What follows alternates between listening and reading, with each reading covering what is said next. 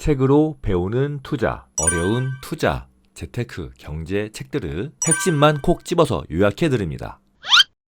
달란트 투자의 주식교과서, 제로금리 시대 절대로 잃지 않는 주식투자법. 저자 이래하. 우리는 건전한 투자 방법으로 흔히 우량주에 장기 투자하는 것을 꼽습니다. 세계적인 투자자 워렌 버핏은 10년 보유할 주식 아니면 10분도 보유하지 않는다고 말했습니다. 메리츠 자산운용 존리 대표도 스타벅스 2잔 마실 돈 1만 원을 매일 주식에 20년간 투자하라고 했습니다. 그렇다면 주식 투자는 무조건 장기 투자가 답일까요? 2019년 재계순위 10위에 해당하는 그룹사 대표 상장 주식의 지난 10년간 주가를 살펴보면 10곳 중 주가가 상승한 기업은 5곳입니다. 상승 종목 중에서 2 종목은 사실 주가가 올랐다고 보기에는 민망합니다. 10년간의 물가 변동을 감안한다면 거의 상승하지 않았다고 보는 편이 맞습니다. 실제로 의미 있는 상승률을 기록한 기업은 3개의 기업뿐입니다.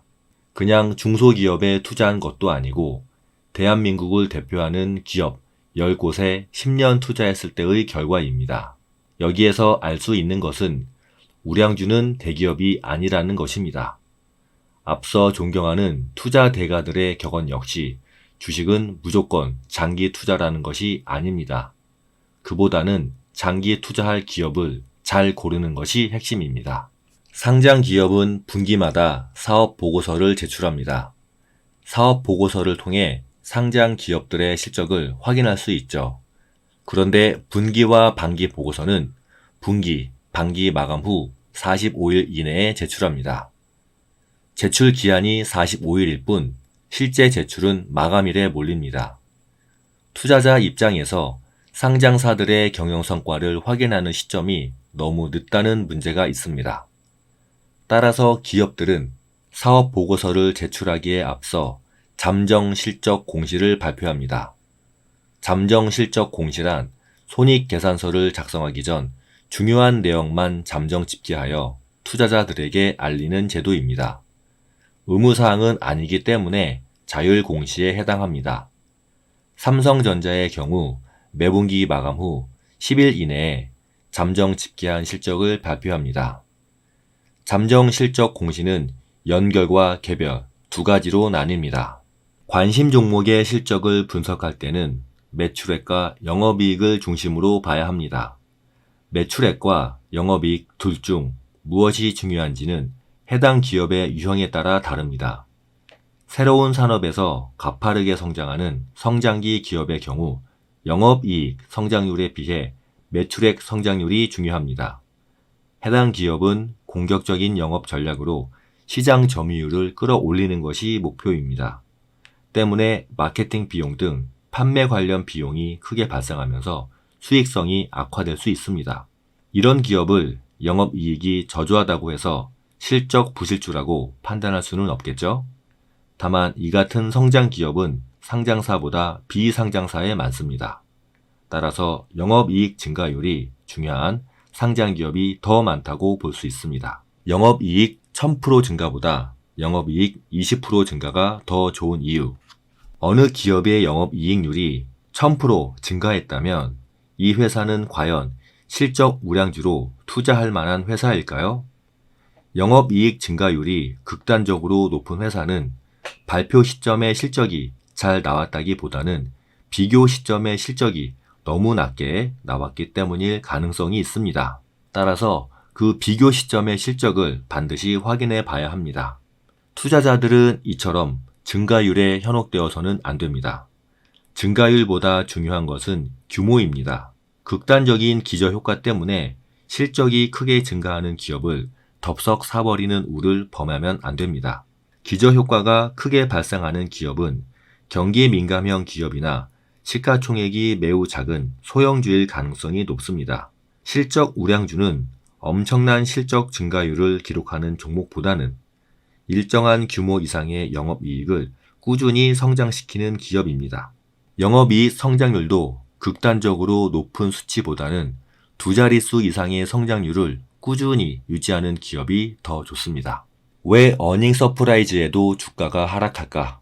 삼성전자가 어닝 서프라이즈 수준의 실적을 발표했습니다. 하지만 오히려 주가는 하락했습니다. 삼성전자가 양호한 실적을 발표했음에도 주가가 하락한 이유는 과거 주가에서 찾을 수 있습니다. 삼성전자와 같은 대형주는 국내 증권사뿐만 아니라 해외 증권사, 투자기관에서도 꾸준히 모니터링하고 있습니다. 반도체 수요 및 가격, 스마트폰 판매량 등의 데이터를 통해 삼성전자 실적의 방향성을 남들보다 빨리 예측할 수 있죠.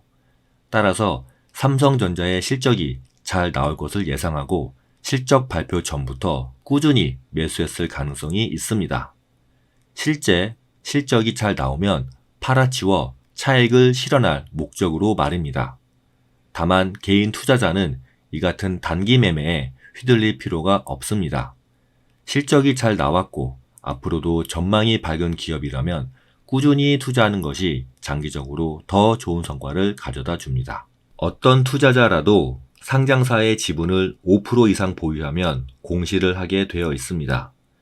지분을 많이 보유하고 있는 만큼 해당 투자자의 매매가 주가에 미치는 영향이 클 수 있기 때문입니다. 그런데 상장 기업의 지분을 5%씩이나 보유한 투자자는 과연 누구일까요?